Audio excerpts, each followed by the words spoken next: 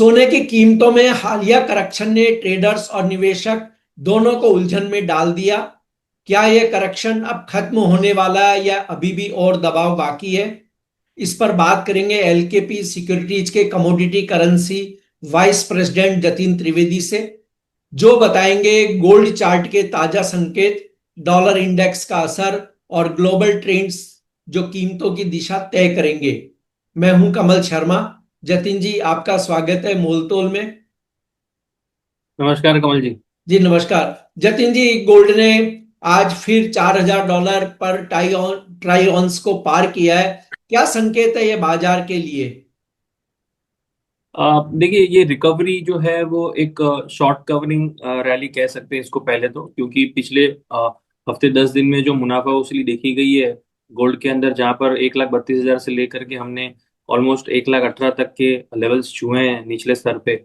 और कल दोपहर के बाद से ये जो रिकवरी आई है वो कहीं ना कहीं एक पार्टिसिपेंट्स को ये डर भी रह सकता है कि फेडरल रिजर्व की जो मीटिंग है तो उसके पहले अपनी पोजीशंस जो है वो हल्की करके चले, जो भी शॉर्ट पोजीशंस रहेगी उसको थोड़ा सा कवर करके चल रहे हैं ऐसा लग रहा है मुझे। और जो तेजी वाले हैं उनको भी अच्छी अपॉर्चुनिटी मिली, 1,20,000 के नीचे जो लेवल्स दिख रहे हैं तो वहां पर री एंट्री करने के लिए कह दीजिए या फ्रेश बाइंग कह लीजिए। तो सभी चीजों का एक उल्लेख ये बना कि वहां से बाइंग जो है इमर्ज हुई है।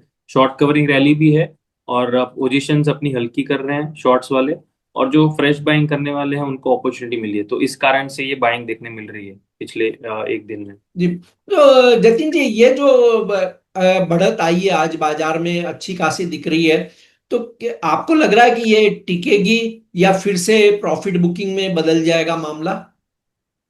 ये देखिए, ये एक बहुत बड़ा एक सवाल रहता है कि अब जो ये रैली है क्या है वो नॉन स्टॉप रैली मिलेगी जिस तरह से हम अगस्त सितंबर में देख चुके थे। तो मैं ये मानता हूँ कि ये अब जो रैलीज रहेंगी ना कमल जी, ये थोड़ी वॉलेटिलिटी के साथ रहेगी। आपको ट्रेंड बेस्ड एक बड़ी रैली जो है वो उम्मीद फिलहाल तो नहीं करनी चाहिए, जहाँ पे आप नॉन स्टॉप 5% 10% की रैली पकड़ के चलो, वैसी मार्केट अब नहीं रह सकेगी। क्योंकि इवेंट वाइज ये एक शॉर्ट कवरिंग जो है वो मुझे दिख रहा है। फेडरल रिजर्व की इंटरेस्ट रेट डिसीजन जो है वो कहीं ना कहीं एक्सपेक्टेड है कि रेट कट होगी। तो रेट कट के पीछे मंदी तो नहीं बनती है, वहां पर थोड़ी सी तेजी बनती है, तो उसी लिहाज से यहाँ पे बाइंग हो रही है।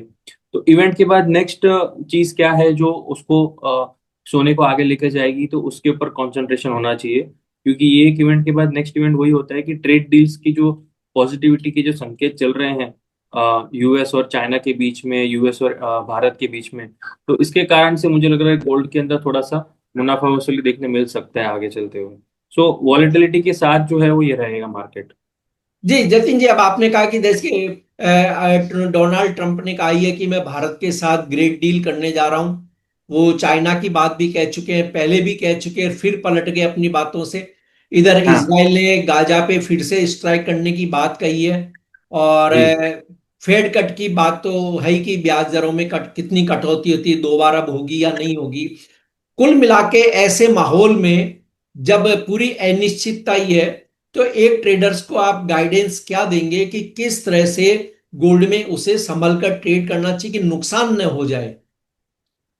देखिए कमल जी, ट्रेड के हिसाब से अगर देखें तो वॉलेटिलिटी अगर आप समझ सकते हैं तो वॉलेटिलिटी के साथ इसको आंकना चाहिए। हालांकि यहाँ पर थोड़ा सा पॉजिटिविटी के संकेत हैं, लेकिन ये इवेंट बेस्ड जो मुझे लग रहा है जो आज का जो है इंटरेस्ट रेट का उसके पीछे है। तो ट्रेडर्स को इसके अंदर पार्टिसिपेशन किस तरह से करना है, तो स्टॉप लॉस जो है बहुत स्ट्रिक्टली इसके अंदर रखना चाहिए अगर आप एग्रेसिवली करते हैं तो। अगर निवेशक हैं तो 1,20,000 के नीचे, 1,20,000 के आसपास बाइंग लेवल अच्छा है। आई थिंक हमने जब पिछली बार भी बात करी थी तब उल्लेख यही था कि नेक्स्ट इसके अंदर करना क्या चाहिए जब टॉप पे चल रहा था मार्केट। तो 1,15,000 से 1,20,000 तक की रेंज जो है मैंने शायद दी थी उस वक्त की, वहां पर बाइंग जो है वो देखने मिलेगी। और उसी लेवल से अब ये जो एक बाउंस बैक देखने मिल रहा है, तो ट्रेडर्स पॉइंट ऑफ व्यू के हिसाब से तो अगर जो डे ट्रेडिंग करते हो तो उनको अच्छा खासा मुनाफा वसूली मिल चुका है। यहाँ पर 1,20,000 के आसपास से बाइंग किया होगा, तो आगे चलते हुए स्विंग ट्रेडिंग के हिसाब से अपॉर्चुनिटी लग रही है कि 1,24,500 एक हर्डल है। तो वहां पर मैं एक्सपेक्ट कर रहा हूँ कि वहां से थोड़ा सा प्रॉफिट बुकिंग जो इमर्ज हो सकता है। और सेम कॉमेक्स में भी जो लेवल बन के आ रहा है वो 4,070 से लेके 4,100 के आसपास का बन रहा है, जहाँ पर एक मेजर रेजिस्टेंस दिख रहा है। तो इतना आसान भी नहीं होगा कि 4,100 के ऊपर ट्रेड करना शुरू कर दे। और 3,900 के नीचे भी जाए, तो थोड़ा सा वॉलेटिलिटी रेंज बन रही है मेरी व्यू पॉइंट के हिसाब से, वो है 3,900 से लेके 4,100 के बीच का, कॉमेक्स के हिसाब से। और हमारे घरेलू बाजार में अगर उसका उल्लेख देखें तो 1,18,000 के आसपास सपोर्ट है, और 1,24,000 से 1,25,000 रेजिस्टेंस रहना चाहिए। जी। और डॉलर इंडेक्स का आप क्या मूवमेंट हम देखेंगे आने वाले दिनों में, जिस तरह फेड भी कह रहा है कि रेट कट शायद कर दे, तो डॉलर इंडेक्स तो बुलियन मार्केट पे कैसा असर करेगा आपके अनुसार अब? अ, कमल जी, डॉलर इंडेक्स का ट्रेड वैसे देखने जाएंगे तो ओवरऑल ब्रेथ जो है वो कहीं ना कहीं वीकनेस के साथ ही संकेत है, जहां पर $100 के ऊपर जैसे लग नहीं रहा कि डॉलर इंडेक्स जाएगा। आ, नीचे के स्तर में अगर देखने जाए तो 96 से 97 ये लेवल्स जो सपोर्टिव जोन प्ले कर रहा है डॉलर इंडेक्स के लिए। सो रेंज बाउंड सेशन लग रही है, जहां पर 99-50 से लेकर के $100 रेजिस्टेंस जोन दिख रहा है, और 96 से 97 ये जो है वो एक कहीं ना कहीं बेस सपोर्ट भी बना हुआ है। तो इस रेंज को जिस साइड तोड़ेगा उसके बाद ही इसके अंदर उल्लेख बन सकेगा कि कुछ ट्रेंड इसमें बनता है या नहीं बनता है। बट हाल फिलहाल जो है वो रेंज में ही लग रहा है। जी। जतिन जी, जो ट्रेडर्स हाई रिस्क नहीं लेना चाहते या थोड़ा सेफ खेलते हैं, उन्हें आप क्या राय देंगे? बाई ऑन डिप्स की रणनीति रखनी चाहिए या कैश में ही रहना बेहतर होगा उनके लिए भी? देखिए, जो लो रिस्क वाले हैं उनके लिए तो सबसे पहला माध्यम यही है कि सिप के द्वारा, एसआईपी के द्वारा अपनी निवेशक बनाकर रखें। सिर्फ कैश पे रहना वो भी एक हानिकारक चीज है, क्योंकि इन्फ्लेशन जो है आपका कैश को खा जाता है। और कहीं ना कहीं इन्वेस्टमेंट साइकिल जो जैसे जैसे बनती जाती है उस तरह से अपना इन्वेस्टमेंट रखना चाहिए। और गोल्ड के अंदर इन्वेस्टमेंट हाल फिलहाल एक बड़ा मूवमेंट आने के बाद थोड़ा सा रिस्की जरूर हो चुका है, लेकिन आप अगर सिप के द्वारा अगर उसके अंदर निवेशक बने रहेंगे, चाहे ईटीएफ के माध्यम से करें या कोई फंड के द्वारा करें, तो इसके अंदर हर अलग अलग लेवल्स पे आपका बाइंग बनना अपने आप में एक सेफ्टी नेट से देखा जाता है। सो अगर लॉन्गर टर्म होराइजन के हिसाब से व्यू पॉइंट है, तो भले ही अपनी क्वांटिटी और वॉल्यूम जो है वो छोटी कर ले, बट निवेश अपना जारी रखे, सो दैट आपका इंटरेस्ट भी बना रहेगा और आपका इसके अंदर व्यू पॉइंट भी बना रहेगा, क्योंकि आप उसके अंदर एक्टिव रहेंगे गोल्ड के अंदर। एक नॉन एक्टिव पार्टिसिपेंट जो रहता है ना, उसके लिए बहुत डिफिकल्ट हो जाता है कि 6 महीने बाद उसके अंदर एक व्यू पॉइंट बना के चलो कि गोल्ड अब यहाँ से क्या करेगा। उसकी जगह पे क्वांटिटी भले कम कर दो, लेकिन पार्टिसिपेंट बने रहो इसके अंदर। जी। जी।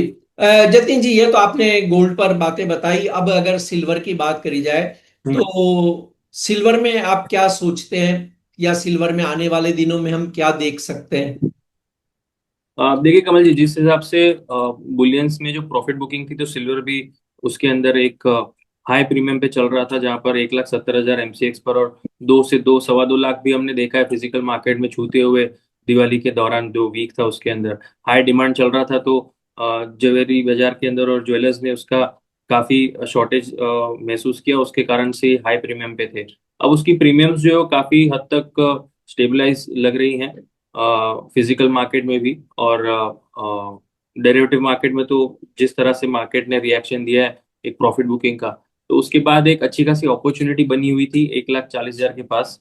आई थिंक जो दिवाली में हमने जो रिपोर्ट निकाली है यहाँ पर एलकेपी में, वहां पर भी हमने मेंशन किया है कि 1,40,000 से लेके 1,25,000 एक बेस सपोर्ट का रेंज का काम करेगा सिल्वर में, और यहाँ पर हेल्दी बाइंग अपॉर्चुनिटीज रहेंगी।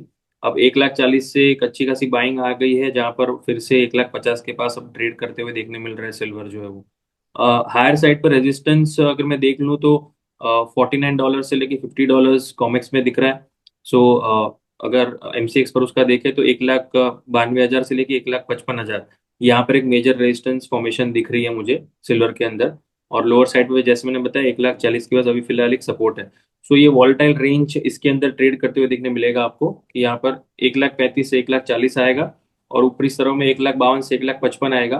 तो ये रेंज के अंदर ही बार बार वॉलेटिलिटी देखने मिलेगी, ऐसा मुझे महसूस हो रहा है सिल्वर के अंदर, क्योंकि फेडरल रिजर्व की इवेंट के बाद व्हाट नेक्स्ट, ये क्वेश्चन मार्क जरूर अपने आप को पूछना जरूरी है कोई भी पोजीशन लेने के पहले। तो व्हाट नेक्स्ट इज, जो ट्रेड डील की अनाउंसमेंट होगी उसका कैसा इंपैक्ट गिरेगा गोल्ड और सिल्वर के ऊपर। तो अभी फिलहाल ट्रेंड थोड़ा सा पॉजिटिव जरूर रह सकता है एक एक दो दिनों के लिए इंटरेस्ट रेट कट के पीछे, लेकिन बाद में अगर ट्रेड डील्स के अगर पॉजिटिव संकेत आने लगे, तो वहां पर प्रॉफिट बुकिंग देखना वाजिबी होगा। जो रेजिस्टेंस भी अपने आप में उसको काम करेगा 1,55,000 1,52,000 के बीच का। जी। तो कोई बड़ा दांव अगर लगाना चाहे, तो उसे गोल्ड को प्रिफर करना चाहिए या सिल्वर को करना चाहिए? कमल जी, वो डिपेंड करता है कि अगर पॉजिटिव साइड के दाव लगा रहे हैं या उस नेगेटिव साइड के सेलिंग साइड के दाव लगा रहे हैं। अगर सेफली करना है, बहुत ज्यादा हाई रिस्क नहीं लेना है, तो गोल्ड के अंदर ही लेना चाहिए, क्योंकि गोल्ड कहीं ना कहीं वॉलेटिलिटी जो है वो कम दिखाएगा सिल्वर से। और अगर हाई रिस्क काम कर रहे हैं तो सिल्वर के अंदर कर सकते हैं, क्योंकि सिल्वर के अंदर मोमेंटम जो मुझे लग रहा है 10 से 15% की जो रेंज मैंने दी है उसके बीच में आपको ये वॉलेटिलिटी दिखेगी। और गोल्ड की रेंज कहीं ना कहीं मैंने 3 से 5% के बीच में दी है। तो अपने आप में आपका रिस्क जो है वो कम हो जाता है गोल्ड के अंदर, अगर आप पोजीशन बनाते हैं तो परसेंटेज वाइज। और सिल्वर में जैसे मैंने बताया 10 से 15% की रेंज के अंदर वॉलेटिलिटी का ये बन सकता है। सो फिलहाल व्यू पॉइंट जो है वो वॉलेटिलिटी रेंज के अंदर है, ना ही पॉजिटिव व्यू है ना ही नेगेटिव है। रेंज वॉलेटिलिटी का व्यू पॉइंट है, जहाँ पर हायर रेंज पर सेलिंग की अपॉर्चुनिटीज देखना है और लोअर रेंज पर बाइंग की अपॉर्चुनिटीज की रेंज देखनी है। जी, आपका कोई डिस्क्लेमर जतिन जी?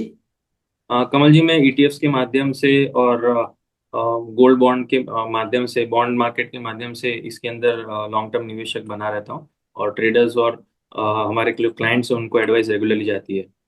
जी, आपका धन्यवाद, शुक्रिया जतिन जी। नमस्कार।